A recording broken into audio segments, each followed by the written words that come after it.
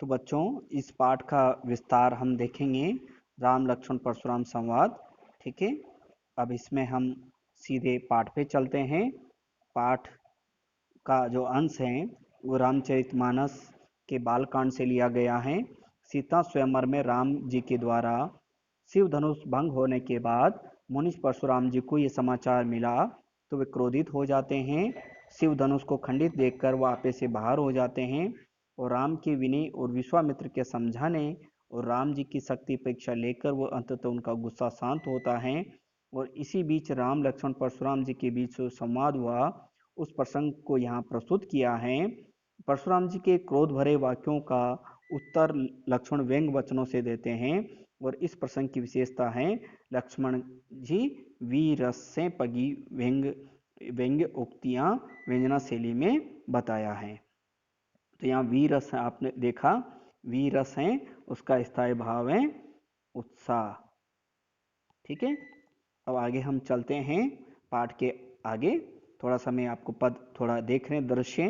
राम जी वहाँ खड़े हुए हैं, लक्ष्मण जी हैं, परशुराम जी हैं, उनके हाथ में फरसा है और धनुष टूटा हुआ है। राजा जनक का दरबार है और विश्वामित्र जी बैठे हुए हैं, बाकी राजा जन बैठे हुए हैं। कैसे एक दूसरे से वार्तालाप हो रहा है। तीन मुख्य पात्र हैं, ये परशुराम जी हैं। ठीक है, ये यहाँ पे जो दिख रहा है ये परशुराम जी हैं, ये वाले। ठीक है, यहाँ राम जी हैं और यहाँ लक्ष्मण जी हैं। ठीक है, समझ में आया?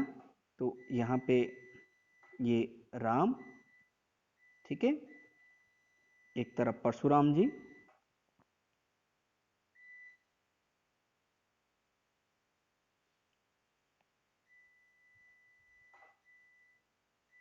यहाँ पे देखेंगे आप चित्र में, एक तरफ यहाँ पे जो हैं ये परशुराम जी है।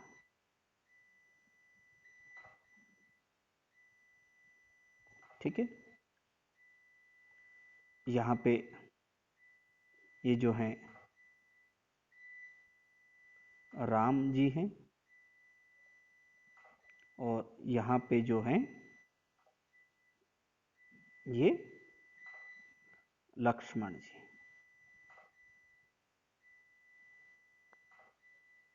ठीक है, तो इस तरह से ये दरबार हैं, ये शिव धनुष है जिसकी वजह से ये सब हो रहा है।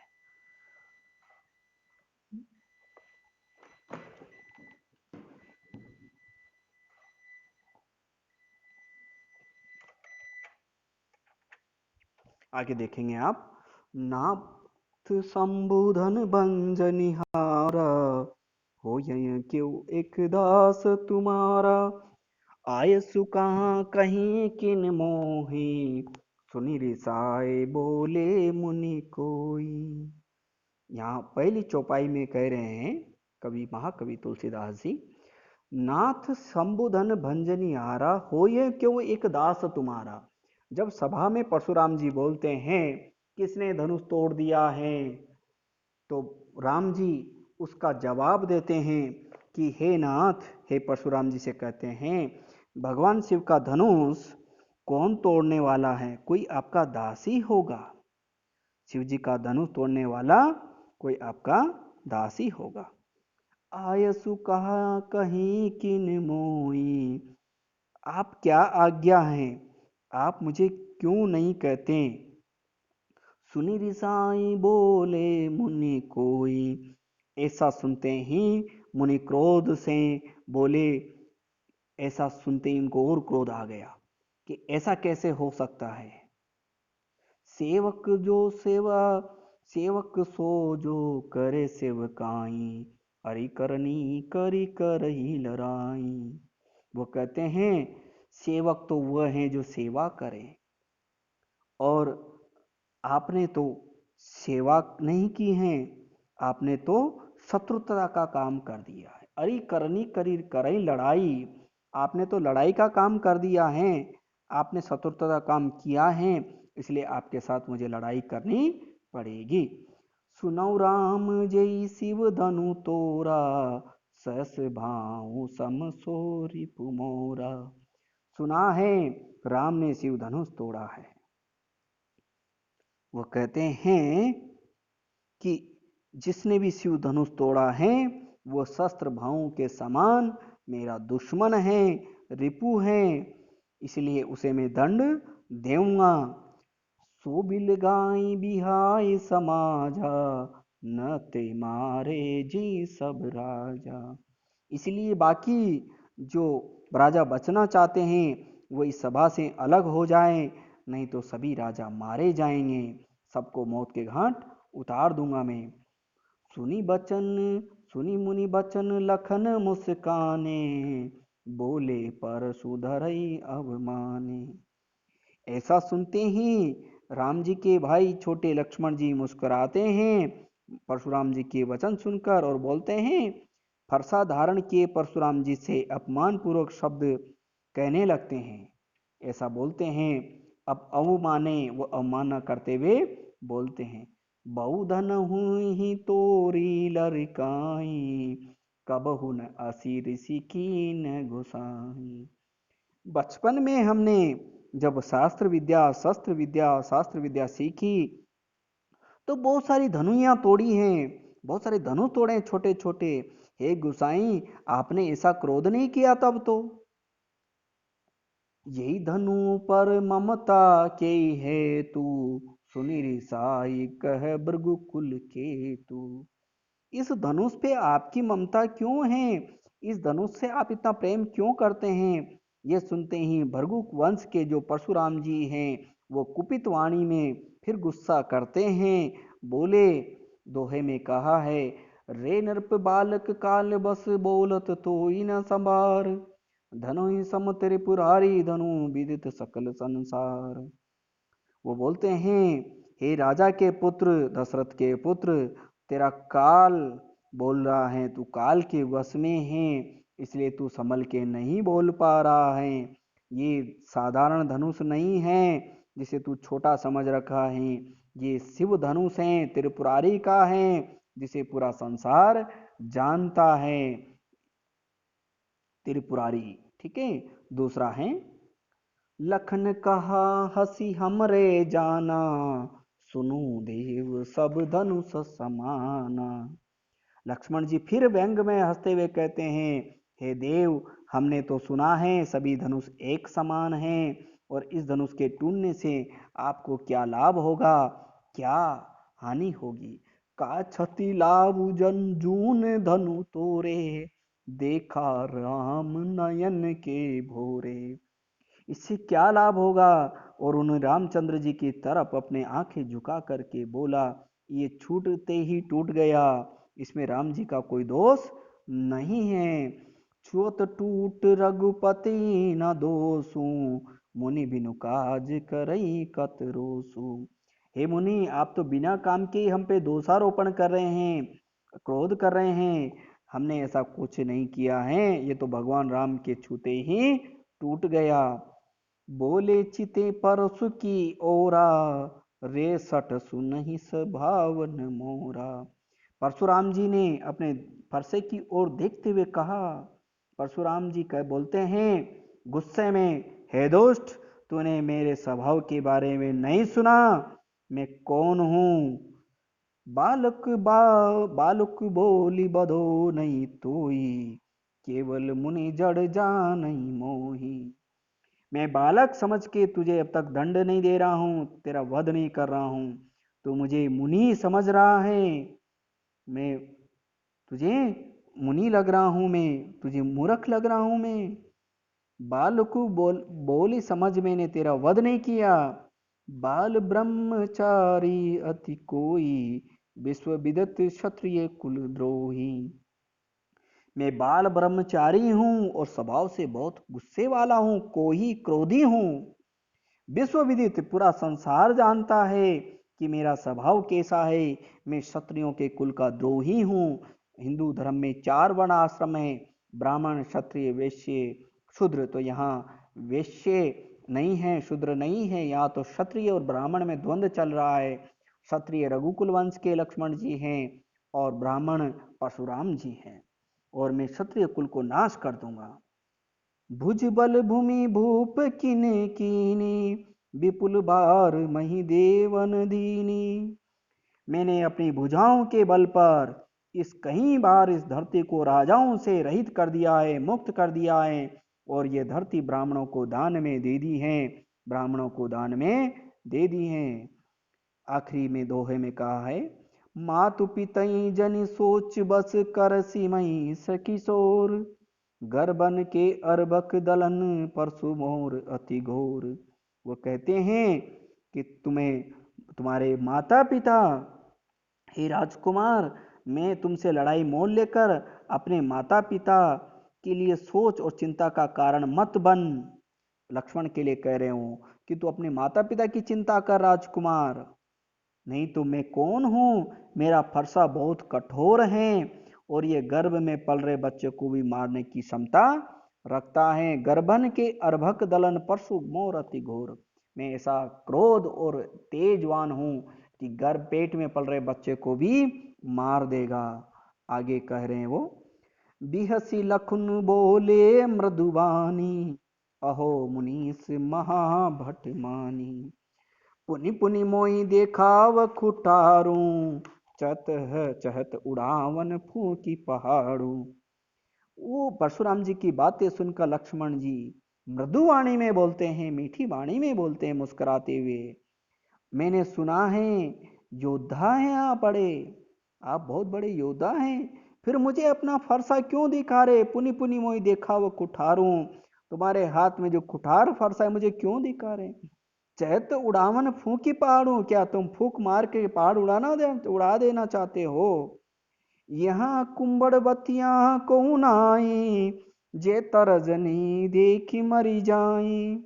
यहाँ कुंबड़ बतिया नहीं है कोई, ये काशी फल नहीं है जो तुम कच्चा फल नहीं समझ रहे हो, जो तर्जनी उंगली दिखाने से ही डर जाएगा, मर जाएगा, सड़ जाएगा।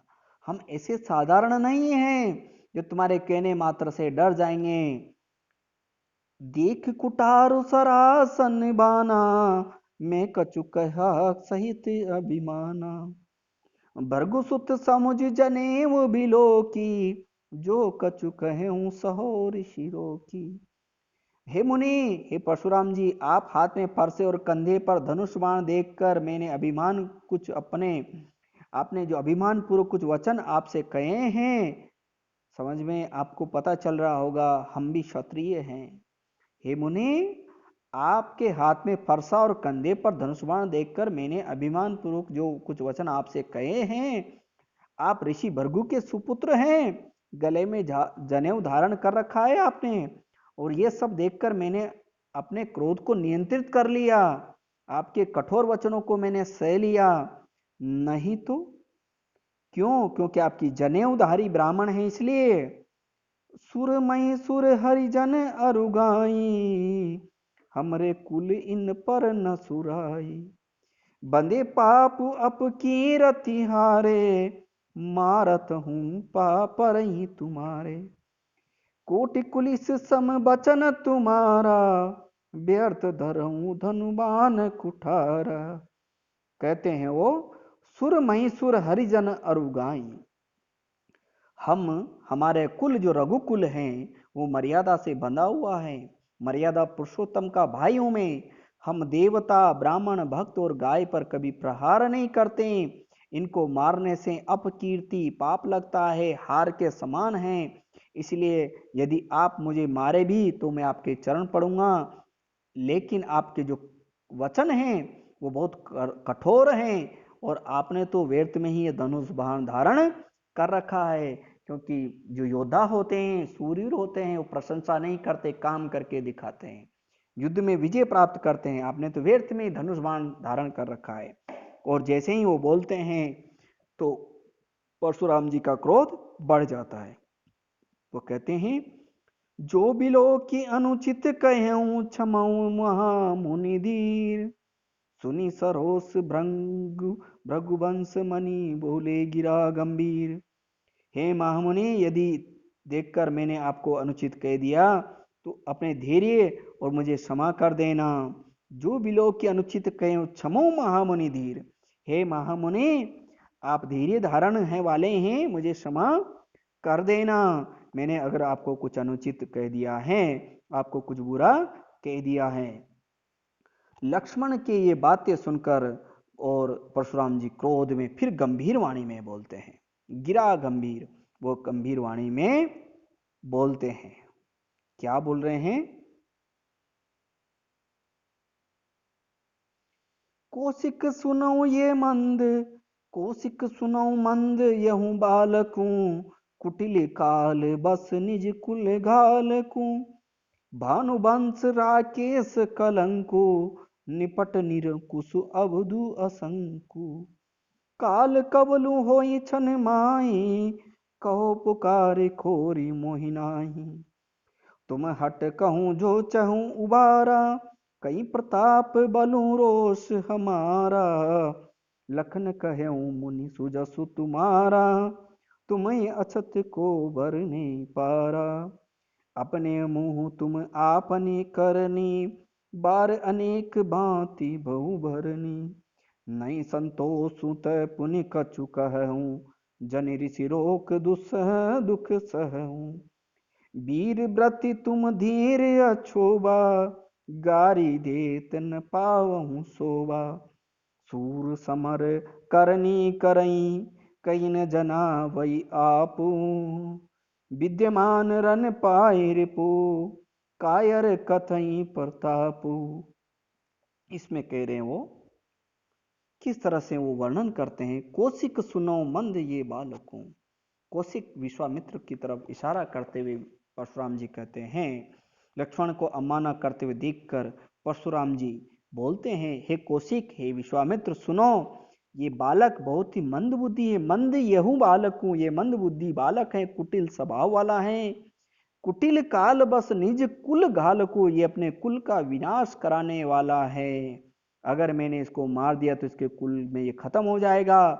ये भानुवंश राकेश कलंकु, ये अपने सूर्यवंशी, भानुवंश सूर्यवंशी राम जी को कहा जाता है और कृष्ण जी को चंद्रवंशी कहा जाता है। तो ये भानुवंश राकेश कलंकु, ये उस पर राकेश चंद्रमा पर जैसे कलंक के समान काम हो जाएगा। निपट निरंकसु अभधु असंकु, ये पूर्ण रूप से उदंड हैं, मूर्ख निडर हैं। ये अभी एक क्षण में काल का गाल बन जाएगा, काल में समा जाएगा। निपट निरंकुशु अबधु असंकु, ये बुद्धिहीन है, मूर्ख बालक हैं, निडर हैं, इसको कुछ डर नहीं है। काल कवलु होई छनमाई, एक क्षण में ये काल में समा जाएगा, मृत्यु हो जाएगी इसकी। कहो पुकारी खोरी मोई नाई, तुम सब मुझे बोलोगे कि आपकी गलती है, तुम मुझे दोष मत देना। देखिए ये कितना बोल गया है, जबकि यहाँ पे बड़े के सामने छोटे नहीं बोलते हैं। ये बात सबको बता रहे हैं। तुम हटकऊं जो चहूं बारा, कहीं प्रताप बलु रोष हमारा। यदि तुम्हें इसे बचाना चाहते हो तो इसे बता दो, मेरी शक्ति बल क्रोध क्या है, इसे अवगत करा दो। लक्ष्मण ने कहा उस मुनि से, फिर से बोल पड़ते हैं वो, लखन कहूं मुनि सुजस तुम्हारा, तुम्हें अछत को बर नहीं पारा। तो यहाँ लक्ष्मण जी फिर बोलते हैं, आपकी महिमा का वर्णन आपको छोड़कर और कौन कर सकता है। आपने अपने बारे में, अपने मुंह तुम आपने करनी, तुमने अपने मुंह ही अपनी प्रशंसा कर ली है। बार अनेक भांति बहु भरनी, तुमने अनेक बार अपनी वीरता की प्रशंसा स्वयं कर चुके हो। ये भी आपको संतोष नहीं हुआ? नहीं संतोष तुम पुण्य कहूँ कछे, यदि फिर भी आपको संतोष नहीं है तो फिर से कुछ कहिए कि आप कौन हैं, क्या है, क्या कर सकते हैं। जन ऋषि रोग की दुसह दुख सहूं, और ये सब में आपके क्रोध को रोककर असह्य दुख को क्यों सहन कर रहे हो। जो मैं बोल रहा हूं आप क्यों सह रहे हो? आप तो वीर हो, वीरता को धारण करने वाले हो, अक्रोधी मुनि हो। वीर व्रत तुम धीर अछोबा, और वीर को ये शोभा नहीं देता है। गारी देतन पाऊं शोभा, आपके मुंह से गालियां शोभा नहीं देती हैं। आप तो बहुत वीर महापुरुष हो। सूर समर करनी करही, कहीं जना वही आपू, विद्यमान रन पाए रिपु, कायर कतई प्रतापु। सूर समर करने कहीं, कहीं न जना वही आपू। विद्यमान रन पाए रिपु, कायर कतई प्रतापु। सूरवीर तो युद्ध भूमि में शौर्य का कार्य करके दिखाते हैं, अपनी प्रशंसा अपने पराक्रम का बखान नहीं करते हैं। युद्ध भूमि में शत्रु को देखकर कायर अपनी बातों का बखान करते हैं, अपने बल का बखान करते हैं। तो इस तरह से दोनों में द्वंद्व हो जाता है बातों का। आगे हम चलते हैं, इसमें दो पद और हैं इसमें, तो दोनों पद आप देखेंगे। तुम तो काल हाँक जनु लावा, बार बार लागी बोला। सुनत लखन की बचन कठोरा, परसु सुधारी धर्यों कर धोरा। तुम तो काल को बुला के लेके आ गए हो, बार बार मुझे बुला रहे हो। लक्ष्मण जी ने परशुराम जी से कहा, आप तो मेरे लिए मृत्यु की आवाज बुला रहे हो। और लक्ष्मण की बातें सुनकर परशुराम जी ने अपना फरसा सीधा करके लक्ष्मण को मारने के लिए तैयार हो जाते हैं। सुनत लखन के बचन कठोरा, परसु सुधारी धरेऊ कर घोरा। जैसे उन्होंने अपना फरसा उनके वचनों को सुन करके तैयार कर लिया और सारी सभा में से कहा, आप इस बालक के वध के लिए मुझे दोष मत देना। अब जानी देऊं दोष मोहि लागू, अब मुझे कोई दोष मत देना। कटुवादी बालक बोध जोगू, ये जो कड़वे वचन बोल रहा है ये वध के योग्य हैं, मारने के योग्य हैं। मैं तो उसको बच्चा समझ के छोड़ रहा था। बालक बिलोक की बहुत में बाचा, मैंने इसको बच्चा समझ के छोड़ दिया, अज्ञानी समझ के इसको बचाता रहा। लेकिन कटुवादी बालक बध जोगू, ये तो मरने योग्य हैं। अब यही मरण निहार बा सांचा, ऐसे बालक को मारना ही उचित है, ये मरने योग्य हैं। और परशुराम जी की जो क्रोध की अग्नि है वो बढ़ जाती हैं। और देखिए आगे बोलते हैं, कौशिक कहा क्षमय अपराधु, बोलते हैं विश्वामित्र से कि आप मुझे शांत भाव से बोलते हैं परशुराम जी, साधु लोग बालक के गुण दोषों को नहीं गिना करते हैं। बोलते हैं कौशिक कहा क्षमय अपराधु, कौशिक ने कहा, विश्वामित्र जी ने परशुराम जी को शांत भाव से कहा, हे परशुराम जी, साधु लोग बालक के गुण दोषों को नहीं गिना करते, क्षमा बड़न को चाहिए, छोटन को उत्पात। तो ये वो कहते हैं आप बड़े हैं, इनको क्षमा कर दीजिए, ये अज्ञानी बच्चे हैं। साधु लोग तो बच्चों के गुण दोष को ध्यान नहीं रखते हैं, वो तो क्षमा कर देते हैं। आप इसे बालक समझकर इसके अपराध को क्षमा कर दिए। तो आगे बोलते हैं, घर कुठार में अकरनु कोई, आगे अपराधी गुरुद्रोही। हे विश्वामित्र जी, परशुराम जी बोलते हैं, तुम जानते हो मैं कितना निर्दय क्रोधी हूं, फरसा धारण करता हूं, मेरे बारे में सब जानते हैं। मेरे सामने अपराधी हैं, वो भी मेरे गुरु का, क्योंकि शिव धनुष को उसने तोड़ा है और उसे मैं बख्श नहीं सकता हूं। उत्तर देत छोड़े बिनु मारे, जो मुझे जवाब सवाल करता है उत्तर दे रहा है, उसको विवाद करता है, उसको मैं बिना मारे नहीं छोड़ता। केवल कौशिक शील तुम्हारे मैंने अब तक बचा रखा है, तो ये आपके, क्योंकि आपके शिष्य हैं, ये तुम्हारे सदाचारी प्रवृत्ति के कारण मैंने इनको बचा रखा, नहीं तो मैं क्या कर देता। न तो ये काट कुठार कठोरे, गुरुई उरिन होते श्रम थोरे। मेरी जो कुठार है तेज फरसा, से काट के अभी थोड़े से ही प्रयास में मैं गुरु के ऋण से मुक्त हो जाता। जैसे माता पिता गुरु का जो ऋण होता है संतान पर, मैं मेरे गुरु का जो ऋण है मेरे ऊपर, मैं अभी मुक्त हो जाता। गाधी सुनो का हृदय हसी मुनई, हरि हरे सूज। अये मैं खांड न उख में, अजहु न बूझ अबूझ। विश्वामित्र ही मन हंसते हुए बोले, परशुराम को चारों तरफ हरा ही हरा सूझ रहा है। गादी सुनो कह हृदय हसी मुनई, हरी हरे सूझ। उनको चारों तरफ हरियाली दिख रही है, श्रावण का महीना है, क्योंकि सब दिन एक समान नहीं होते हैं। आपने बहुत सारे क्षत्रियों को मारा है, लेकिन आज दूसरे वाले क्षत्रिय आपके सामने हैं। परशुराम जी ये क्षत्रिय कुलद्रोही होने के कारण राम लक्ष्मण को सामान्य समझ रहे हैं, क्योंकि भगवान परशुराम ने बहुत सारे क्षत्रिय राजाओं को मारा है और आपके सामने जो पुरुष हैं वो भगवान अवतार है विष्णु के। राम लक्ष्मण शक्तियां हैं, ये साधारण नहीं है।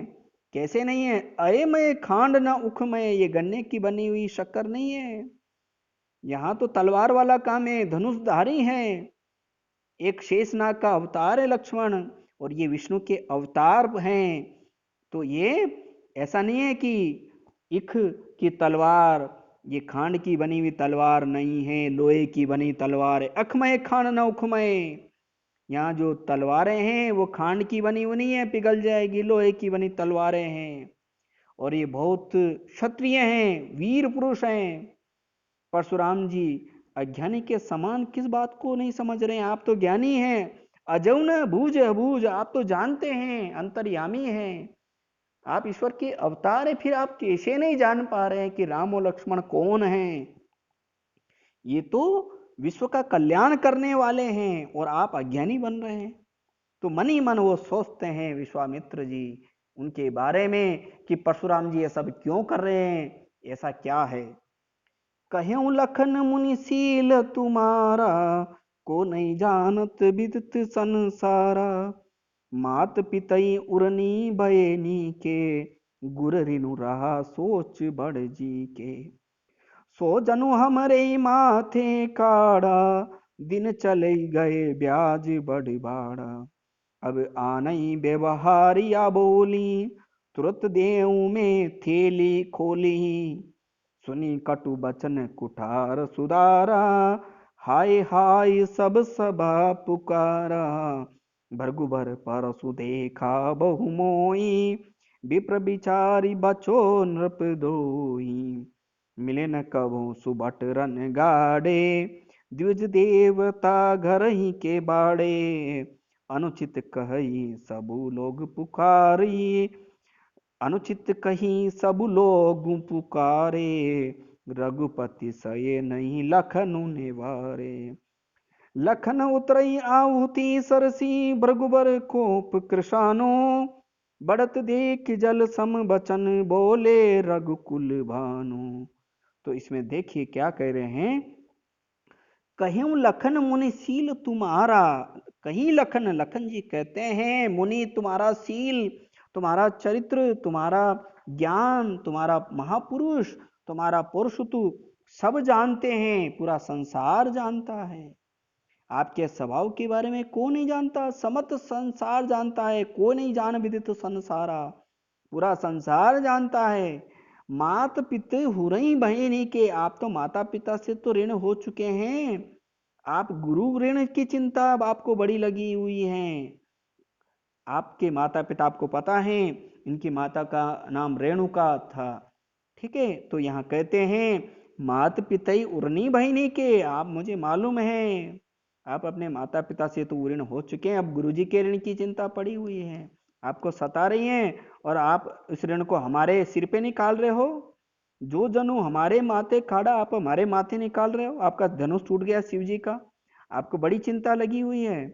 दिन चली गए ब्याज बढ़वाड़ा, बहुत समय हो गया है आपसे वार्तालाप करते हुए, अब तो आपका जो मूलधन था उसका ब्याज भी लग गया है और बढ़ गया है आपका हिसाब। अब आनई व्यवहार ही बोली, अब आप व्यवहारिक को बुला लीजिए, जो हिसाब किताब करने वाला है उसको बुला लीजिए। मैं सब देने को तैयार हूँ, देऊं तुरंत। मैं थैली खोली, मैंने सारा थैली में इकट्ठा कर रखा है, आपका आज पूरा हिसाब हो जाए। हम बोलते हैं ना, जो कुछ है तेरा बकाया हिसाब, चाहे लड़ाई हो चाहे पैसे का हिसाब हो, अगर कोई हमें अपशब्द कहता है तो हम उसका पूरा हिसाब करते हैं, हम उसके जवाब देते हैं। तो ये कह रहा है आज पूरा हिसाब हो जाए। सुनी कटु बचन कुठार सुधारा, जैसे ही भगवान परशुराम जी लक्ष्मण जी के कटवे कड़वे वचनों को सुनते हैं, माता पिता गुरु का वर्णन आते ही आदमी थोड़ा सा होश भूल जाता है, वो सुन के क्रोध में आ जाता है और बोलता है हाय हाय सब सभा पुकारा। और उन्होंने अपना प्रसाद को मारने के लिए तैयार हो जाते हैं, सीधा कर लिया। और ये दृश्य देखते ही पूरी राजा जनक की सभा में हाहाकार मच गया। लोग कहने लगे क्या हो रहा है ये, भृगुवर परसु देखा वही मोई, विप्र विचारी बच्चों नृपदोई। फिर वो बोल देते हैं लक्ष्मण जी। लक्ष्मण जी ने पुनः फिर से कहा, मैंने ब्राह्मण समझ के तुम्हारे फर्श को बार बार क्या दिखा रहे हो? हे नृपदोई, मैं तो आपको ब्राह्मण समझ के छोड़ रहा हूं। आपको मैंने परशुराम जी को जनेऊधारी ब्राह्मण समझ रखा है। नहीं तो क्षत्रिय किसी को जो एक बार हथियार उठा लेता उसको नीचा नहीं करता है, कट जाता है, बलिदान हो जाता है। आज पहले युद्ध भूमि में आपका सामना किसी अच्छे पराक्रमी योद्धा से नहीं हुआ है। मिले न कभू सुबट रन घाड़े, अभी आपको कोई अच्छा योद्धा नहीं मिला है टक्कर देने वाला। दिविज देवता घर ही के बाड़े, अपने घर में ही आप श्रेष्ठ हो ब्राह्मण देव, अपने घर के आप सूरवीर हो। यहाँ तो क्षत्रियों से पाला आज पड़ा है आपका। आज पता चलेगा कि कौन वीर है और कौन शक्तिशाली है। ये सुनते ही सारी सभा के लोग अनुचित अनुचित कहने लगे। जब यह सब बोला लक्ष्मण जी ने, अनुचित कही सभी लोग पुकारे। सब लोग अनुचित अनुचित कहने लगे, उचित नहीं है, अनुचित नहीं है। रामचंद्र जी ने अपने आंखों के इशारों से लक्ष्मण को चुप कराने का संकेत दे दिया। रघुपति सैन ही लखन ने वारे। राम जी ने लक्ष्मण जी की ओर देखा और लक्ष्मण जी शांत। इस तरह से उनकी वाणी और उनके प्रभाव स्वभाव का वर्णन है। मर्यादा पुरुषोत्तम ऐसे ही नहीं है वो। लखन उतरई आहुत सरिस भृगुवर कोप कृषाणु, बढ़त देख जल सम बचन बोले रघुकुल भानु। लक्ष्मण जी के उत्तर और परशुराम जी की अग्नि जो क्रोधाग्नि थी आहुति के समान प्रतीत हो रही थी। इस भड़कती हुई अग्नि को शांत करने के लिए रघुकुल के सूर्य श्री रामचंद्र जी ने जल के समान शीतल वचन बोले। और जब वचन बोले तब परशुराम जी का क्रोध शांत हो गया। जिस तरह से आदमी क्रोधित है कोई भी, और अगर आप शांति से उनके सामने अपनी बात रखते हैं तो उसका गुस्सा शांत हो जाता है। बढ़त देख जल समान, जल के समान वचन बोले किसने? रघुकुल भानु, रघुकुल के भानु सूर्यवंशी भगवान राम ने ऐसे वचन बोले कि परशुराम जी का जो संदेह था, शंका थी कि शिव धनुष क्यों टूटा, क्या कारण है, सारे जवाब दिए उन्होंने और शांति से समझाया कि ये उचित और अनुचित था या नहीं था, और उनके शंका का समाधान और अपनी तेज का, अपनी शक्ति का उनको परिचय करवाया। तो परशुराम जी शांत होते हैं और फिर वो अपने धाम को चले जाते हैं जहां उन्होंने तपस्या करनी है। और इस तरह से पाठ समाप्त हो जाता है।